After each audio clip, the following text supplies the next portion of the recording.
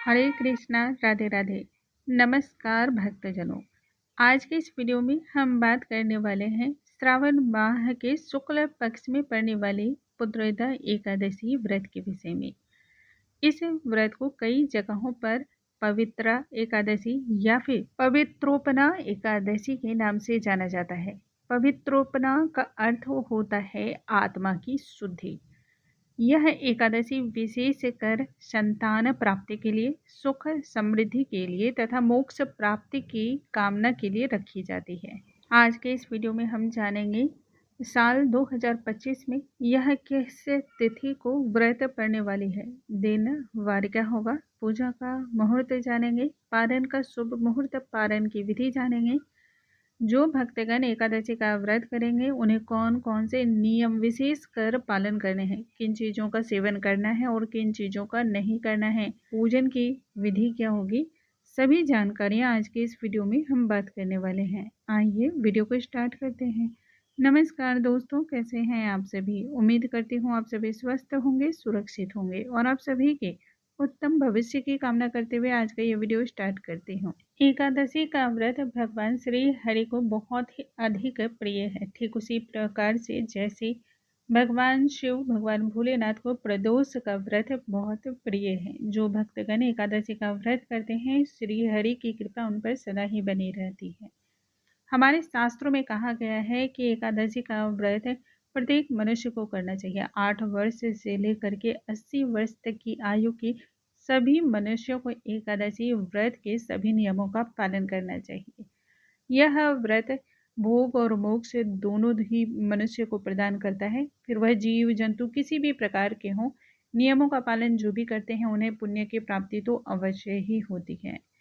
साल 2025 में पुत्रोदा एकादशी की तिथि का आरंभ 4 अगस्त की सुबह 11:41 पर होगी एवं इसकी समाप्ति 5 अगस्त की दोपहर में 1:12 पर होने वाली है। उदया तिथि के अनुसार हम सभी व्रत 5 अगस्त को रखेंगे। दिन मंगलवार है और यह दिन बहुत ही शुभ है क्योंकि इस दिन बहुत सारे शुभ योगों का निर्माण हो रहा है। इस दिन रवि योग का निर्माण हो रहा है। जो मुहूर्त है रवि योग के निर्माण का वह सुबह 5:45 से लेकर के और सुबह यानी कि दोपहर से पूर्व ही 11:23 तक रहने वाला है।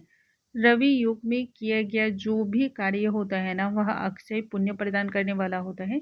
जीवन में यदि बार बार किसी कार्य में बाधाएं आ रही हैं तो इस समय अवधि में करने से वो बाधाएं भी समाप्त हो जाती हैं, निर्विघ्न कार्य संपन्न होते हैं। एकादशी व्रत का पारण 6 अगस्त को हम करेंगे। दिन बुधवार है। समय रहेगा सुबह 5:45 से लेकर 8:26 तक।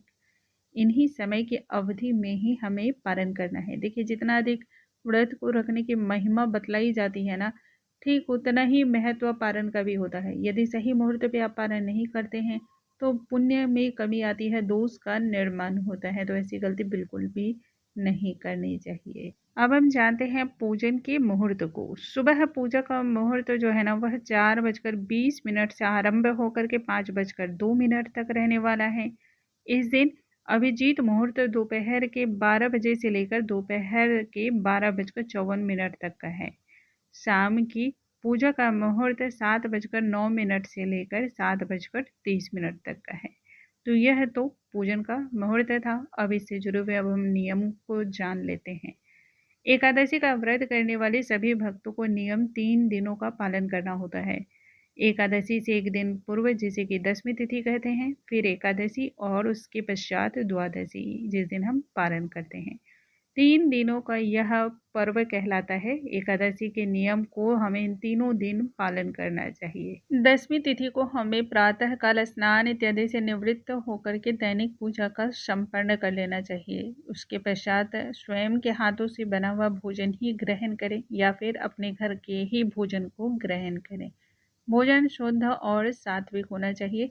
किसी भी प्रकार के तामसिक विचारों को न आने दें और ना ही तामसिक भोजन को ग्रहण करें। इस दिन दोपहर के पश्चात अन्न का सेवन निषेध बतलाया गया है। यदि आपकी शारीरिक अवस्था अच्छी न रहती हो या फिर आपके साथ कोई अन्य भी परेशानी हो, ऐसे में संध्या काल के बाद फल, दूध, दही, जूस या फिर दूध से बनी हुई मिठाइयों को आप खा सकते हैं। और संभव हो सके तो ये भी चीज़ें अवॉइड करनी चाहिए।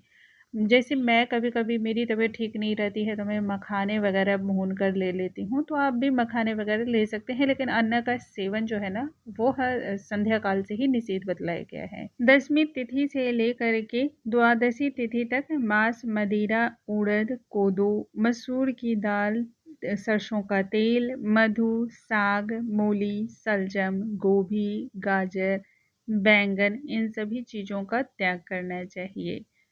हजामत, बाल, नख वगैरह जो भी चीज़ें हैं उन्हें आप पहले से ही कटवा लें। इस दौरान में ना तो कटवाना चाहिए और ना ही एकादशी के दिन बालों को धोना चाहिए। इसलिए कहते हैं जिस दिन नहाए खाए है, यानी कि 10वीं तिथि को उसी दिन अपने बालों को धो लें। फूल पत्तियां एकादशी के दिन नहीं तोड़ी जाती हैं, इसलिए 10वीं तिथि को ही ये सभी चीज़ें तोड़ कर आप रख सकते हैं। जिस दिन आप व्रत करते हो उस दिन जल के छिड़काव से ही सभी वस्तुओं की शुद्धि हो जाती है। बिना तुलसी दल के तो भगवान भोग को स्वीकार ही नहीं करते हैं। ऐसे में यदि तुलसी का दल तोड़ना आप भूल जाएं तो जो भी तुलसी का दल गिरा हुआ आपको मिल जाता है उन्हें धो करके पूजा में इस्तेमाल किया जा सकता है। तुलसी का दल कभी भी अपवित्र नहीं माना गया है। एकादशी का व्रत करने वाले सभी भक्तों को 10वीं तिथि की रात्रि में ही अपने मुख की शुद्धि करके सोना है। उसके बाद एकादशी के दिन प्रातः काल जितना जल्दी हो सके आपको उठना चाहिए। कोशिश करें कि ब्रह्म मुहूर्त में उठें, क्योंकि ब्रह्म मुहूर्त की जो पूजा होती है ना वह देवता साक्षात स्वीकार करते हैं। अन्यथा आपकी पूजा में धीरे धीरे छिन्नता आने लगती है, पुण्य में कमी आती है। अब यदि ऐसा संभव ना हो, क्योंकि आज के समय में सभी का रूटीन ऐसा हो चुका है ना कि सुबह उतनी सवेरे उठना मुश्किल है, रात्रि हम सभी बहुत देर से सोते हैं, तो कम से कम इतना कोशिश तो कर ही सकते हैं कि सूर्योदय के पूर्व ही उठ करके स्नान और ध्यान कर लें। इसके लिए एकादशी वाले दिन हमें प्रातः काल उठ करके अपने दंत की शुद्धि करनी है। यदि आप दातुन करना चाहते हो तो देखिए, नीम, बबूल, कीकर के दातुन का प्रयोग नहीं करने की सलाह शास्त्रों में दी गई है। पेस्ट या फिर बाजारू जो मंजन होते हैं उन सभी पेस्ट और मंजन का भी त्याग करना चाहिए, क्योंकि इसमें नमक वगैरह होते हैं, केमिकल होते हैं। अपने दांतों की शुद्धि 12 बार कुल्ला करके, या कुछ वृक्ष के पत्ते स्वतः ही गिर जाते हैं उनके द्वारा भी मुख की शुद्धि की जा सकती है। पवित्र नदियों में स्नान करें, और यदि ऐसा संभव ना हो तो घर में ही गंगा जल और काले तिल मिला करके फिर उससे स्नान करें। स्नान करते समय हर हर गंगे और फिर भगवान विष्णु का ध्यान अवश्य ही करें। व्रत करने वाले सभी भक्तों को विशेष कर ध्यान रखना है कि अपने शरीर पर तेल नहीं लगाना है, मिथ्या वचन का पालन नहीं करना है, किसी के लिए अपमानजनक शब्द या किसी का अनादर ना करें। कांसे के पात्र में भोजन निषेध बतलाया गया है, और भक्तों को इस दिन पान का सेवन भी कदापि नहीं करना चाहिए, क्योंकि पान जो है ना वह भगवान श्री हरि को बहुत ही प्रिय है, तो वह अर्पण की जाती है, भगवान श्री हरि को चढ़ाई जाती है। स्नान के पश्चात आप पीले रंग के वस्त्र धारण करें, क्योंकि यह भगवान श्री हरि को बहुत ही प्रिय रंग माना जाता है।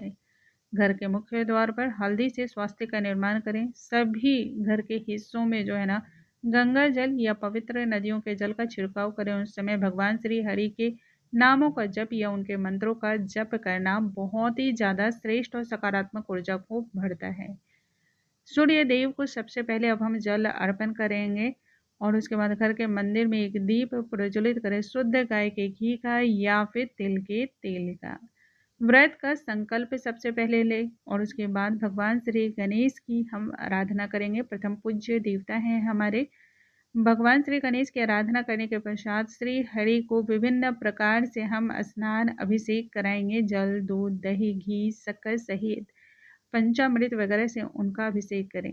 दक्षिणावर्ती शंख में जल, दूध इत्यादि भर के उससे भी भगवान श्री हरि या लड्डू गोपाल को स्नान कराने से इस जीवन के सभी पाप समाप्त हो जाते हैं, बैकुंठ धाम में स्थान की प्राप्ति होती है। स्नान कराने के पश्चात भगवान श्री हरि को हम पीले रंग का वस्त्र अर्पण करें। यदि वस्त्र ना हो तब कलावा भी वस्त्र रूप में आप अर्पण कर सकते हैं।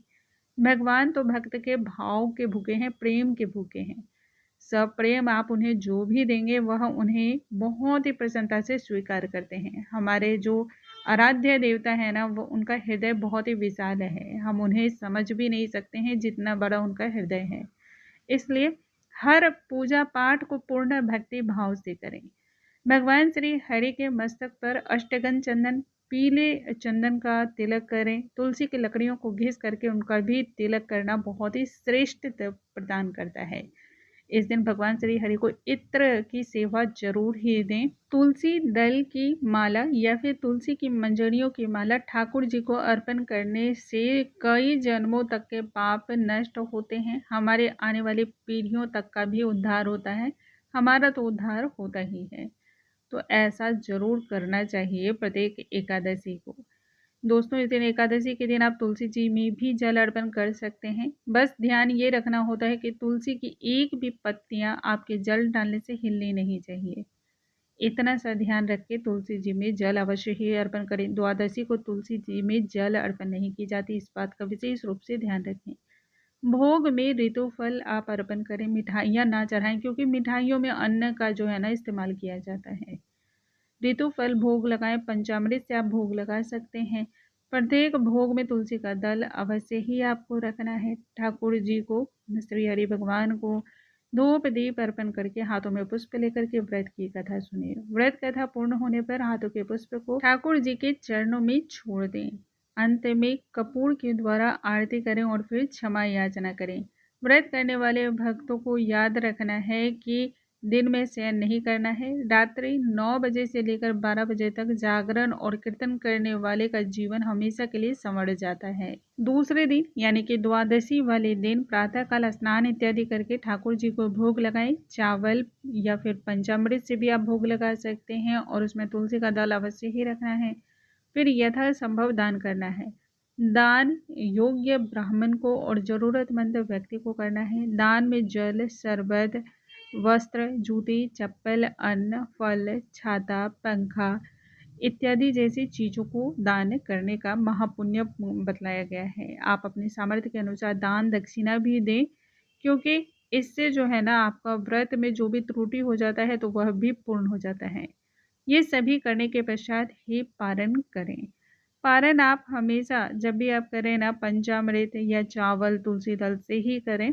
वैसे तो देखिए पारण में भी बहुत सारे नियम हैं, लेकिन एक ऐसी पारण की विधि मैं बतला रही हूँ जिसे आप कभी भी सालों भर कर सकते हैं। उम्मीद करती हूँ आज का ये वीडियो आपको बहुत पसंद आया होगा। ऐसी और भी वीडियोज़ के लिए हमारे चैनल पे बने रहें। अगले वीडियो में नई जानकारी के साथ हम फिर से मिलते हैं। तब तक के लिए नमस्कार, हरे कृष्णा, राधे राधे।